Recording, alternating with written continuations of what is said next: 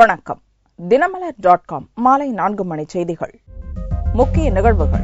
கலைஞர் டிவிக்கு 200 கோடி ரூபாய் லஞ்ச பணம் கைமாறியதாக அமலாக்கத்துறை தொடர்ந்த வழக்கு. கருணாநிதி மனைவி தயாளு, மகள் கனிமொழி, முன்னாள் அமைச்சர் ராசா மீது குற்றச்சாட்டு பதிவு. இலங்கையில் தூக்கு தண்டனை விதிக்கப்பட்ட தமிழக மீனவர்களை மீட்க வலியுறுத்தி மீனவ அமைப்புகள் போராட்டம். ராமேஸ்வரம் பகுதியில் பதட்டம் நீடிப்பு. பட்டேல் பிறந்த நாளை முன்னிட்டு ஒற்றுமை ஓட்டத்தில் பிரதமர் மோடி பங்கேற்பு. பட்டேல் உறுதுணை இருந்ததால் காந்தி முழுமையடைந்ததாக புகழாரம். விரிவான செய்திகள். கலைஞர் டிவிக்கு 200 கோடி ரூபாய் லஞ்ச பணம் கைமாறியதாக தொடரப்பட்ட வழக்கில் ராசா, கனிமொழி, தயாளு உள்ளிட்டோர் மீது சிபிஐ நீதிமன்றம் குற்றச்சாட்டுகளை பதிவு செய்துள்ளது.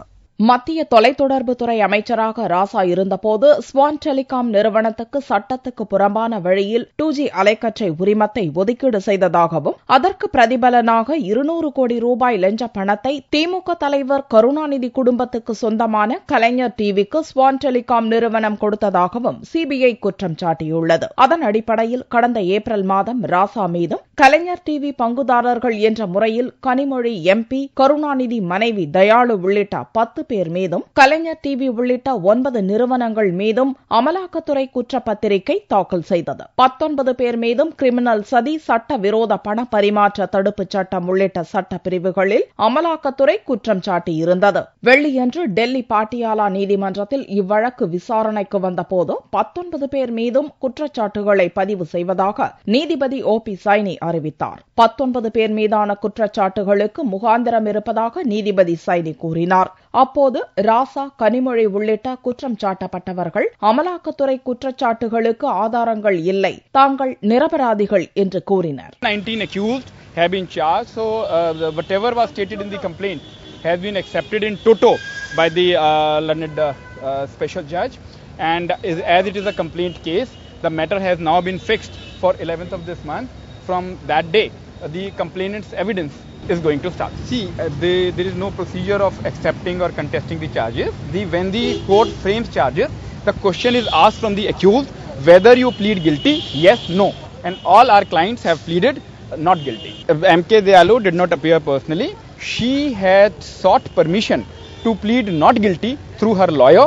That permission has been granted. ராசா, கனிமொழி, தயாளு தவிர கலைஞர் டிவி நிர்வாக இயக்குனர் சரத்குமார், இயக்குனர் B. அமிர்தம், ஸ்வான் நிறுவன அதிபர்கள் சாகித் உஸ்மான் பால்வா, வினோத் கோயங்கா, பட அதிபர் கரீம் மொரானி, குசேகான் நிறுவன இயக்குநர்கள் ஆசிப் பால்வா, ராஜீவ் அகர்வால் ஆகியோர் மீதும் குற்றச்சாட்டுகள் பதிவு செய்யப்பட்டன.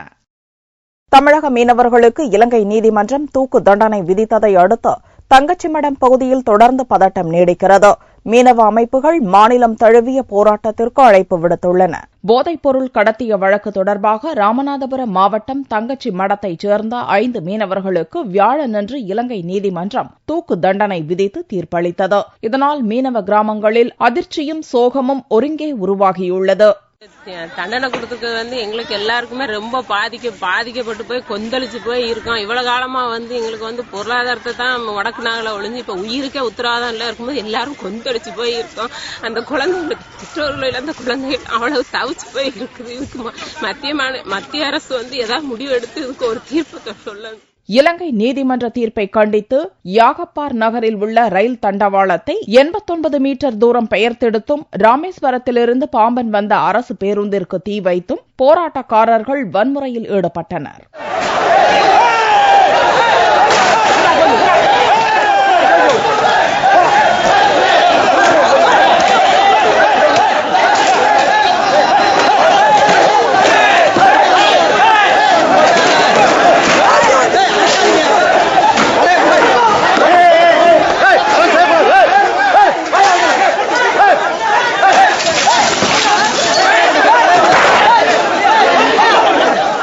மீனவர்களின் போராட்டத்தால் ராமேஸ்வரத்திற்கு ரயில் போக்குவரத்து நிறுத்தப்பட்டது. பெயர்த்தெடுக்கப்பட்ட தண்டவாளத்தை வெள்ளிக்கிழமையன்று காலை ரயில்வே அதிகாரிகள் மற்றும் ஊழியர்கள் சீரமைத்தனர். இதையடுத்து அந்த வழித்தடத்தில் ரயில் போக்குவரத்து இயக்கப்பட்டது. வெள்ளிக்கிழமையன்று காலை ஆந்திரா சுற்றுலா வேன் மீது ஒரு கும்பல் கல்வீசி தாக்குதல் நடத்தியது. இப்பிரச்சினைகளால் ராமேஸ்வரத்தில் தொடர்ந்து பதற்றம் நிலவுகிறது. இதனிடையே கிராம தலைவர் பெர்க்மான்ஸ் தலைமையில் தங்கச்சி மடத்தில் மீனவ அமைப்புகளின் ஆலோசனைக் கூட்டம் நடந்தது. கூட்டத்தில் மீனவர்களை மீட்க மத்திய அரசு நடவடிக்கை எடுக்க வலியுறுத்துவது தொடர்பாகவும் மாநிலம் தழுவிய போராட்டம் நடத்துவது குறித்தும் தீர்மானிக்கப்பட்டது. தண்டவாளம் தகர்ப்பு, பஸ் எரிப்பு என தங்கச்சிமடம் சுற்றுவட்டார பகுதியில் கடும் பதட்டம் நீடித்து வரும் நிலையில் போதுமான அளவு போலீஸ் பாதுகாப்பு பலப்படுத்தப்படவில்லை என்ற குற்றச்சாட்டும் எழுந்துள்ளது. இலங்கை நீதிமன்றத்தால் தூக்கு தண்டனை விதிக்கப்பட்ட மீனவர்களை மீட்க மத்திய அரசு நடவடிக்கை மேற்கொள்ளும் என்று மத்திய அமைச்சர் பொன் ராதாகிருஷ்ணன் உறுதியளித்துள்ளார்.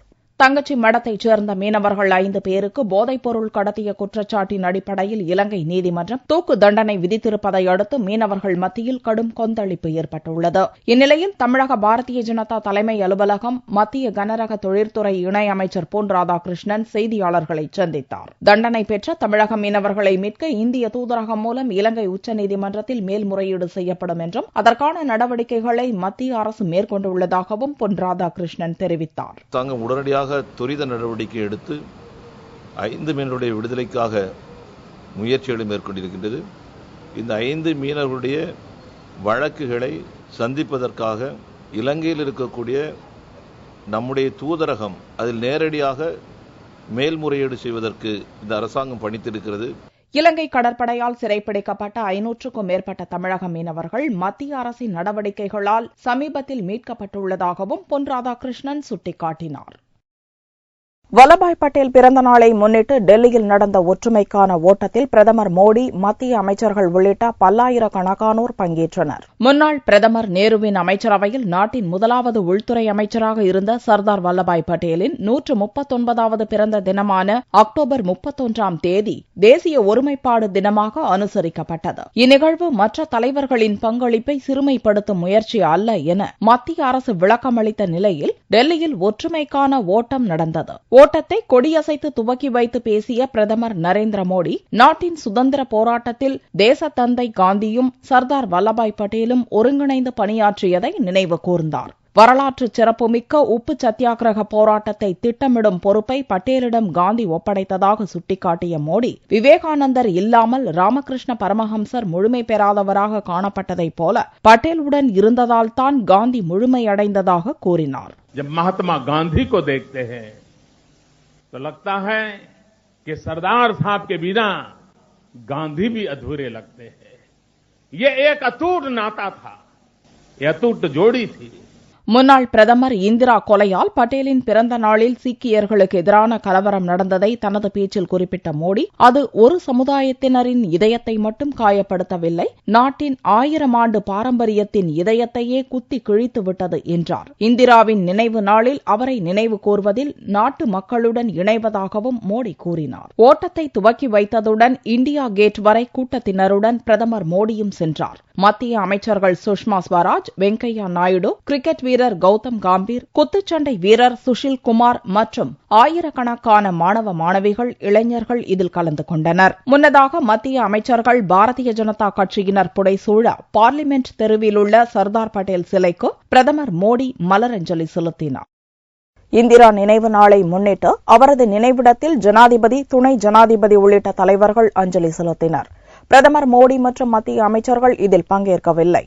முன்னாள் பிரதமர் இந்திரா காந்தியின் 30வது நினைவு தினம் வெள்ளியன்று நாடு முழுவதும் காங்கிரசாரால் அனுசரிக்கப்பட்டது. இதையொட்டி டெல்லியில் உள்ள அவரது நினைவிடத்தில் ஜனாதிபதி பிரணாப் முகர்ஜி, துணை ஜனாதிபதி ஹமீத் அன்சாரி ஆகியோர் மலர் வளையம் வைத்து அஞ்சலி செலுத்தினர். முன்னாள் பிரதமர் மன்மோகன் சிங், காங்கிரஸ் தலைவரும் இந்திராவின் மருமகளுமான சோனியா, பேரன் ராகுல் ஆகியோரும் நினைவிடத்தில் மலர் மரியாதை செலுத்தினர். இதைத் தொடர்ந்து காங்கிரஸ் மூத்த தலைவர்களும் அஞ்சலி செலுத்தினர். சர்வமத பிரார்த்தனை கூட்டமும் நினைவிடத்தில் நடந்தது. இந்திரா நினைவிட அஞ்சலி நிகழ்ச்சியில் பிரதமர் நரேந்திர மோடி மற்றும் மத்திய அமைச்சர்கள் பங்கேற்கவில்லை. பட்டேலின் பிறந்த நாளை முன்னிட்டு நடந்த நாட்டு ஒற்றுமைக்கான ஓட்டத்தில் அவர்கள் பங்கேற்றனர். அதே நேரத்தில் இந்திராவின் நினைவு நாளில் அவரை நினைவு கூர்வதில் நாட்டு மக்களுடன் இணைவதாக டுவிட்டரில் மோடி தெரிவித்திருந்தார். இதற்கு அதிருப்தி தெரிவித்த காங்கிரஸ் மூத்த தலைவர் மனிஷ் திவாரி, வாஜ்பாய் பிரதமராக இருந்தபோது கூட இந்திரா நினைவிடத்தில் அஞ்சலி செலுத்தியதாக குறிப்பிட்டார். காந்தி, பட்டேல் ஆகிய தலைவர்களை தவிர பிற தேசிய தலைவர்களின் பிறந்த நாள் மற்றும் நினைவு நாட்கள் அரசு சார்பில் அனுசரிக்கப்படாது என்று ஏற்கனவே மத்திய அரசு அறிவித்திருந்தது குறிப்பிடத்தக்கது. தமிழக காங்கிரஸ் தலைவர் பதவியிலிருந்து விலகியுள்ள ஞானதேசிகன் கட்சியில் பிளவு ஏற்படுத்த முயற்சிப்பதாக சிதம்பரம் மீது சரமாரியாக குற்றம் சாட்டியுள்ளார். தமிழக காங்கிரஸ் தலைவர் பதவியை ராஜினாமா செய்துள்ள ஞானதேசிகன் சத்தியமூர்த்தி பவனில் வெள்ளியன்று செய்தியாளர்களை சந்தித்தார். காமராஜர், மூப்பனார் போன்ற தலைவர்களை ஒதுக்கி வைத்துவிட்டு கட்சியை நடத்த காங்கிரஸ் மேலிடம் முயற்சிக்கிறது என்று குற்றம் சாட்டிய ஞானதேசிகன் இதற்கு எதிர்ப்பு தெரிவித்ததால் எழுந்த கசப்பான சர்ச்சை காரணமாக பதவியிலிருந்து விலகியதாகவும் தெரிவித்தார். காங்கிரஸ் கட்சியை வளர்க்க வேண்டுமானால் மாநில தலைவர்களுக்கு அதிகாரம் அளிக்கப்பட வேண்டும் என்றும் அவர் வலியுறுத்தினார். மாநில காங்கிரஸ் தலைவர் பதவி என்பது அகில இந்திய காங்கிரசால் ஒரு முக்கியத்துவம் வாய்ந்த பதவியாக கருதப்பட வேண்டும். மாநில உணர்வுகளும் மாநிலத்தில் இருக்கிற பிரச்சனைகளையும் கட்சியை எப்படி நடத்த வேண்டும் என்ற முடிவும் அகில இந்திய தலைமை இருந்தாலும் கூட அந்த மாநில தலைவருடைய ஆலோசனையும் வழிகாட்டுதலும் இல்லாமல் ஒரு கட்சி நடத்த முடியாது. பெருந்தலைவர் காமராஜரும் மக்கள் தலைவர் மூப்பனாரும் தான் தமிழகத்திலே முன்னிறுத்தப்பட வேண்டும். அவர்களை முன்னிறுத்தினால்தான் இங்கே இயக்கம் வளரும். அதில் எந்த விதமான சந்தேகமும் இல்லை. தமிழக காங்கிரஸில் ப. சிதம்பரம் தனி ஆவர்த்தனம் நடத்துவதாகவும் சிதம்பரத்தின் ஆதரவாளர்கள் கட்சியில் பிளவு ஏற்படுத்த முயற்சிப்பதாகவும் ஞானதேசிகன் குற்றம் சாட்டினார். நான் 3 ஆண்டுகள் பதவியேற்ற பிறகு நானே தொலைபேசியிலே எல்லா தலைவர்களையும் கூப்பிட்டுத்தான் நிகழ்ச்சிகளுக்கு அழைத்தேன். அவர்களுக்கும் எனது நன்றி உரித்தார்கள். ஏனென்றால் நான் கூப்பிட்ட நேரங்களெல்லாம் அவர்களும் வந்தார்கள். கடைசி கூட்டத்திலே சிதம்பரம் வரவில்லை. ஒரு 3 மாதமாக அவர் வருவதில்லை என்பது மட்டுமல்ல, தனி ஆவர்த்தனமாக அவர் ஒரு 4-5 கூட்டங்கள் நடத்தினார். அது மாநில தலைவருக்கும் தெரியாது, மாவட்ட தலைவர் எனக்கு தகவல் தெரிவித்தது கிடையாது. என்ன கூட்டம் நடத்துகிறார் என்பது எனக்கு தெரியாது.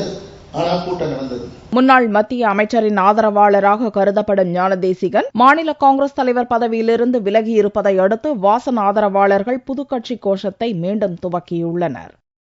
தமிழகத்தில் அடுத்த 24 மணி நேரத்தில் மழை பெய்ய வாய்ப்புள்ளதாக சென்னை வானிலை ஆய்வு மையம் தெரிவித்துள்ளது. சென்னை வானிலை ஆய்வு மைய இயக்குநர் பாலச்சந்திரன் வெள்ளியன்று செய்தியாளர்களை சந்தித்தார். தெற்கு வங்கக்கடல் மத்திய பகுதியில் குறைந்த காற்றழுத்த தாழ்வு நிலை உருவாகியுள்ளதாக தெரிவித்த அவர், இந்த காற்றழுத்த தாழ்வு நிலை காற்றழுத்த தாழ்வு பகுதியாக மாற வாய்ப்புள்ளதாகவும் இதன் காரணமாக அடுத்த 24 மணி நேரத்தில் தமிழக கடலோர பகுதிகளில் மழை பெய்ய வாய்ப்புள்ளதாகவும் கூறினார். தெற்கு வங்கக்கடலின் மத்திய பகுதியில் ஒரு குறைந்த காற்றழுத்த தாழ்வு நிலை உருவாகியுள்ளது.